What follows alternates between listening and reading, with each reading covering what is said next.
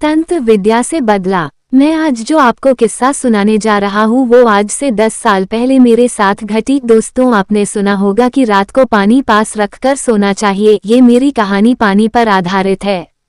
आज से 10 साल पहले मैं अपने मामा के यहाँ जैसलमेर गया। वहाँ जाकर पता चला कि यहाँ तो 2 साल से अकाल पड़ा है और पानी लेने के लिए 5 किलोमीटर जाना पड़ता है।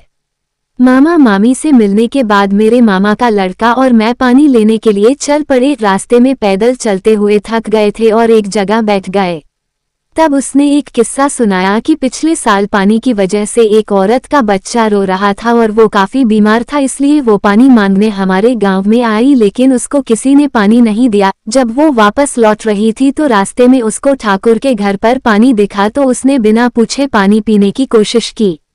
जब उसको ठाकुर ने देखा तो वो गुस्से से आग बबूला हो गया और कुदाली लेकर उस औरत की तरफ दौड़ा। उस औरत ने भागने की कोशिश की लेकिन वो गिर गई। ठाकुर ने बिना आफताब देखे कुदाली से उस औरत की हत्या कर दी। उसके एक दिन बाद उस बच्चे की भी बिना पानी के मौत हो गई।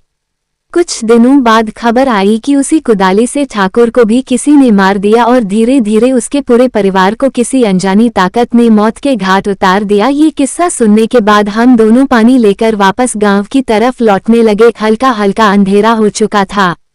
अचानक हमारे सामने एक बच्चा आया और पानी मांगने लगा, लेकिन इतनी दूर से पानी लाने के कारण हमने उसे मना कर दिया। घर पहुंचकर मैंने खाना खाया और पेड़ के नीचे पलंग पर सो गया। अचानक रात को वही बच्चा मेरे सामने आया और पानी मांगने लगा। मैंने ध्यान नहीं दिया और गुस्से से उसे कहा कि चले जाओ, और मेरे सामने वो औरत दिखाई दी। अचानक मैं उठ गया और देखा वहाँ कोई नहीं था। मैंने सोचा कोई सपना आया होगा। फिर रात को 2 बजे के आसपास मैं पेशाब करने के लिए खुले मैदान की तरफ गया और मुझे पानी शब्द सुने दिया। मैंने सोचा मामी होगी। फिर मैं वापस पनलन की तरफ लौटा ही था कि अचानक फिर पानी शब्द सुनाई दिया। अब मैं गुस्से से आग बबूला हो गया और कहा, कौन है, सामने आओ, अभी पानी देता हूँ। इतना कहते ही मेरे पीछे किसी के होने का अनुभव हुआ तो मैंने पीछे मुड़कर देखा तो एक औरत कुदाली लेकर खड़ी थी।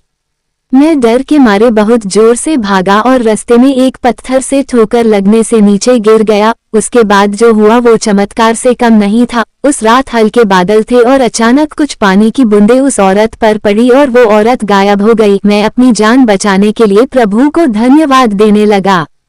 अगले दिन ही सुबह जल्दी 5 बजे मैंने अपने घर मकराना जाने की ठान ली। मैं अपने मामा मामी को बिना बताए निकल पड़ा। स्टेशन पर पहुंचा और बैठे हुए मैंने देखा कि बच्चा रो रहा था। मैं घबरा गया लेकिन वो औरत पास आई और पानी मांगने लगी। मेरे को पानी चाहिए था लेकिन मैंने अपनी बोतल से उस औरत और बच्चे को पानी पिला दिया। उसके बाद रेला गई और मैं अपने घर पहुंच गया। उसके बाद से मैं हमेशा पानी अपने पास रखकर सोता हूँ। मित्रों, आपको मेरा ये अनुभव कैसा लगा अपने महत्वपूर्ण कमेंट के जरिए बताना ना भूले।